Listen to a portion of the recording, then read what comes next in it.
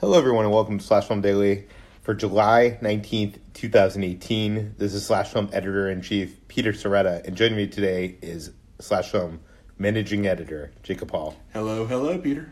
We are actually in the same room. Same room since last Comic-Con, our first time. Yeah, same room for the first time in a year. We were recording on not-so-stellar equipment on an iPhone because cable problems. Anyways, you tonight at Comic-Con, it's preview night. I got to see the show floor and experience that, but while I was doing that, you were attending an event run by Warner Brothers owned New Line Cinema called ScareDiego. Yes, ScareDiego, it's the second one of these. They did one last year, and it's essentially a way for New Line to show off their latest horror films they have coming out at extended preview. Last year, they showed the entirety of Annabelle creation. This year, we didn't see entire films, but we saw clips from 3 movies. Which one do you want to hear about first? Do you want to hear about It Chapter 2? Tell them what the 3 movies are first before we... We saw a little bit from It Chapter 2, The Nun, the upcoming Conjuring sequel, a spinoff, and a film that had been announced but recently retitled called The Curse of La Llorona. Which one do you want to hear about first, Peter? Let's hear about The Curse from... The Curse of La Llorona. It's interesting. As an incredibly white person, I was unfamiliar with this folklore, with this story. But apparently, amongst the Hispanic members of the audience and Hispanic cast members on stage, it's a well-known folklore in Latin America and Mexico about a woman who murders some children after learning that her husband has been unfaithful, and now her ghost haunts families, seeks out children to murder. And it's this whole thing in certain cultures, and I was unaware of it. And this film... So this is kind of in the vein of Michael Dougherty's evil Santa Claus movie. What was it called? Krampus. I'd say it's not as extravagant as that. It's definitely looked like a low-budget horror movie. It's not a Conjuring universe movie, but it has the same kind of aesthetic. It's set in the 70s. It sort of has the old school technology and old school costumes and cars on display. And it follows... So Warner Brothers was definitely like, this is working for us. Let's make more of this. Yes, exactly what it was. And the director, Michael Chavez, looking at IMDb, this is his first feature from what I can tell. And the footage we saw looked fun. It looked like a typical New Line horror movie. Lots of jump scares, lots of loud noises, but lots of really clever gags. Like, we saw 3 clips, and one of them, 2 children are besieged in their mom's car by La Llorona, who is this ghostly woman in a white veil who weeps black tears. It's a really, really good visual. And the old school car door window openers, where the ones you turn, start rotating on their own. So this kid is jumping around the car, jumping over the front and back seat, trying to fight against the ghost, trying to get into the car.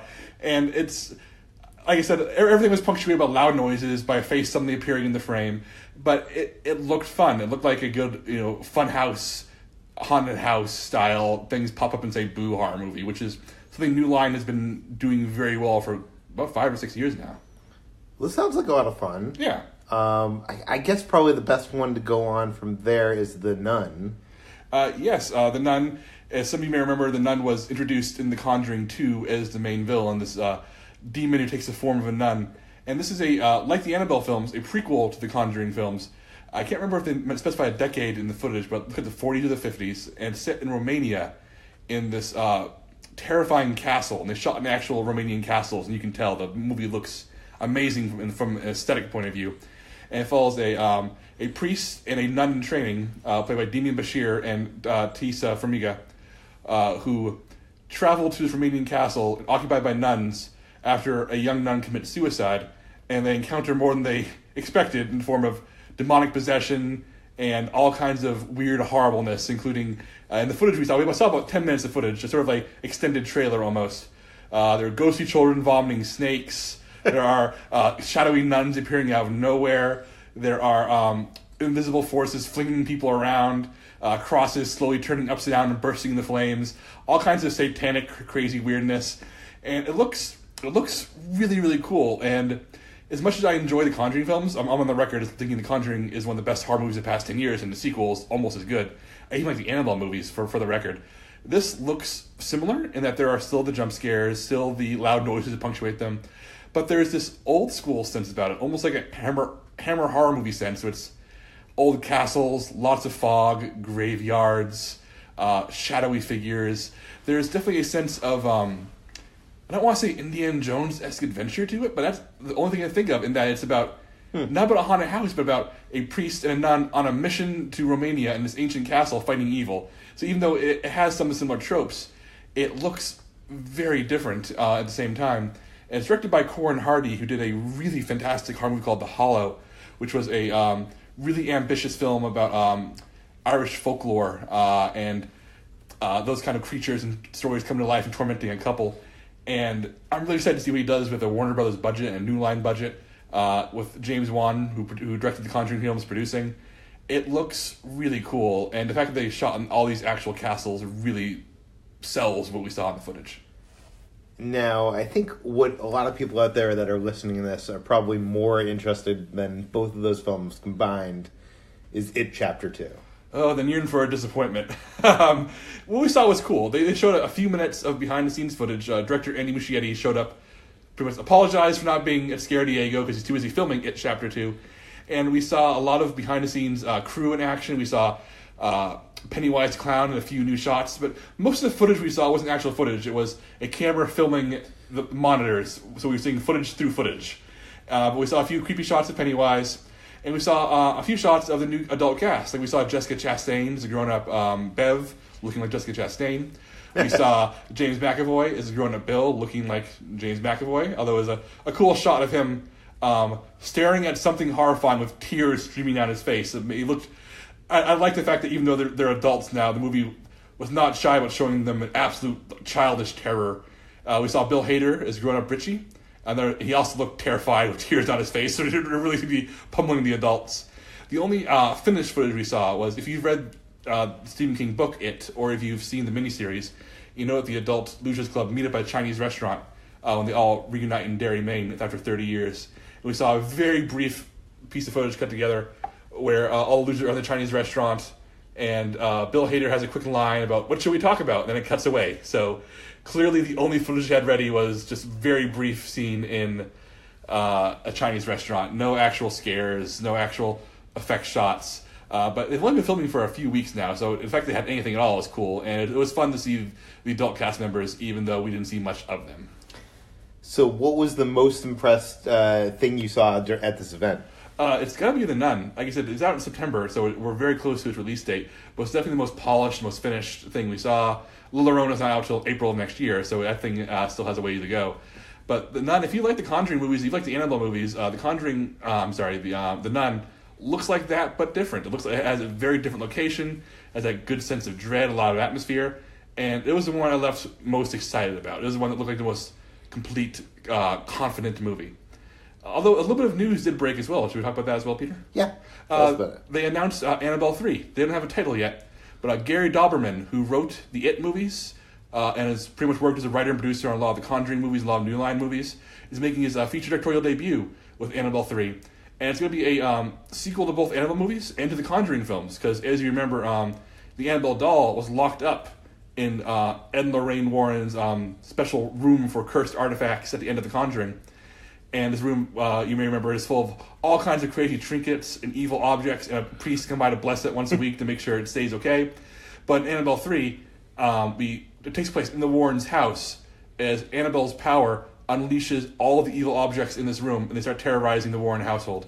They didn't specify if Ed and Lorraine are going to be back, if Vera Farmiga and Patrick Wilson will be back, but they say that the Warrens' daughter will be the main character, and she's one who finds herself face-to-face with Annabelle and this literal army of evil things that are in her home. So it's a really cool concept. I mean, I think selling it as an Annabelle movie is interesting because it sounds like it could very well be The Conjuring 3, but so it's a little bit of both, it feels like. Yeah. I'm picturing, for some reason, like toy soldiers. Man, I don't know why. But very cool. We are here at Comic-Con all week. We're going to be filing reports from all the panels and presentations we're seeing. While I was on the show floor and you were in this horror event, Brad Oman was over at the Laika Experience and got to see some and learn some new details about the upcoming film from the stop motion animation powerhouse. Yeah, so Laika, they're getting ready to celebrate the 10th anniversary of their first movie, Coraline, and they're still going strong, creating stop-motion animated movies. Really one of the only places that's making feature-length stop-motion animated films for us to enjoy nowadays. And this year, their installation that they have here is a step up from the one that we got to check out last year. It's we talked about the one last year on the podcast, which basically kind of showed... I guess figures and sets from throughout all their productions. Yeah, they showed off a lot, some of the pieces from Coraline and Paranorman and Box Trolls. Had a lot of the characters on display, featured in some of the larger set pieces from those movies.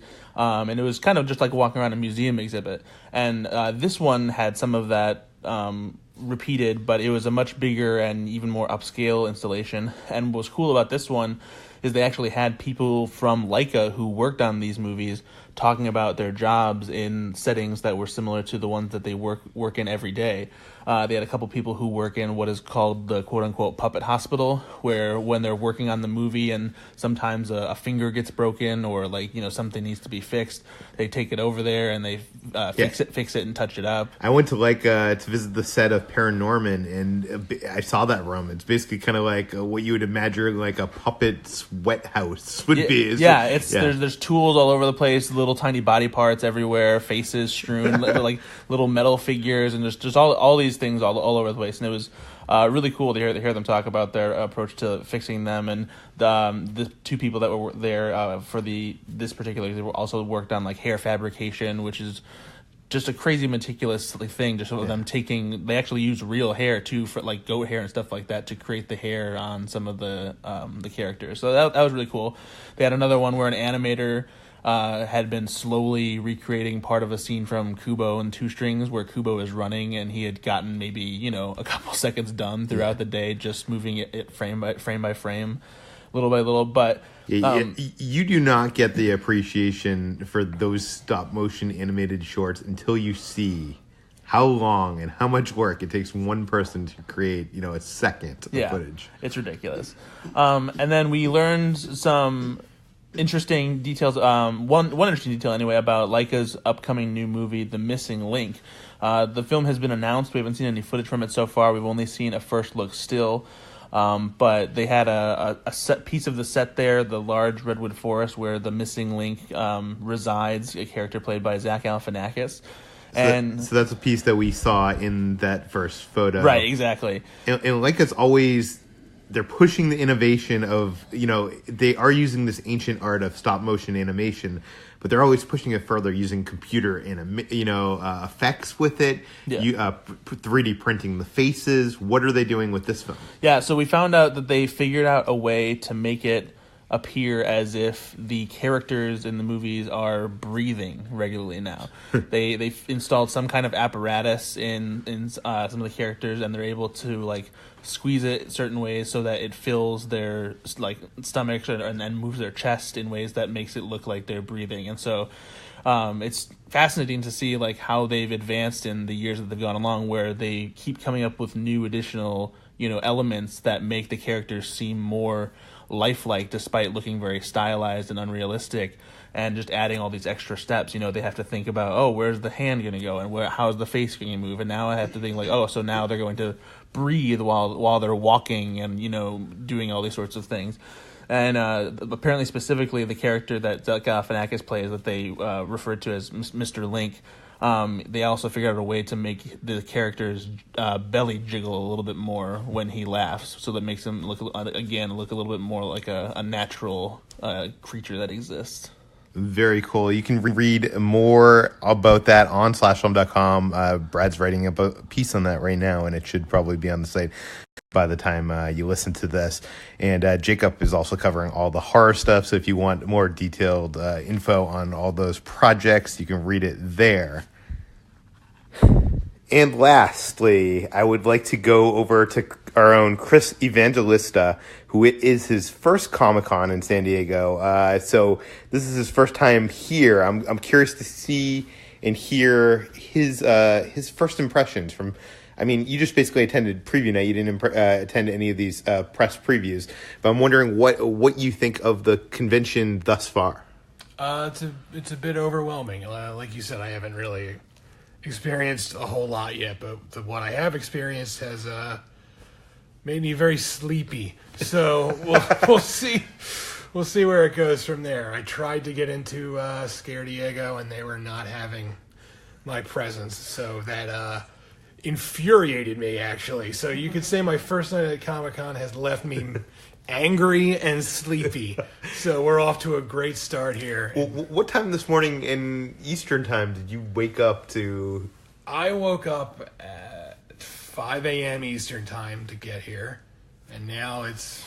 So that's, 2 a.m. this time? According to my watch, it's 3:19 my time, but we're recording. So you've been awake for over 24 hours. Yes, so... Or almost 24 hours. So yes, that's about right. What was your impression of the show floor? It was very cool. It was a lot of stuff. It was filled with stuff I would love to own but could never afford. So, but it was great to just see it all lined out like that. It's like a paradise for nerdy things. It was pretty cool. Are the crowds overwhelming? Is this something you would attend if you weren't covering it for?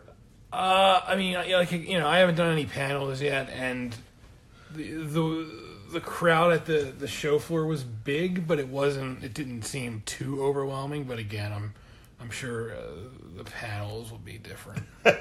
Well, thank you for giving us your first impressions. This is going to do it for our day one coverage from San Diego Comic-Con International 2018. Like I said, we'll be back each day with more, of our reactions and information from the presentations that we experienced. The big one is going to be on Saturday morning, the Warner Brothers panel, so that will probably be posted sometime later that day. But keep coming back, and we'll give you our impressions as we see them. As always, you can find Slash Film Daily published every weekday. And actually, this week, you'll find it published on the weekend on slashfilm.com and all the popular podcast apps. Please send us your feedback, questions, comments, concerns to peter@slashfilm.com. And please go like us on iTunes, give us a review, spread the word, tell your friends, and we will see you tomorrow.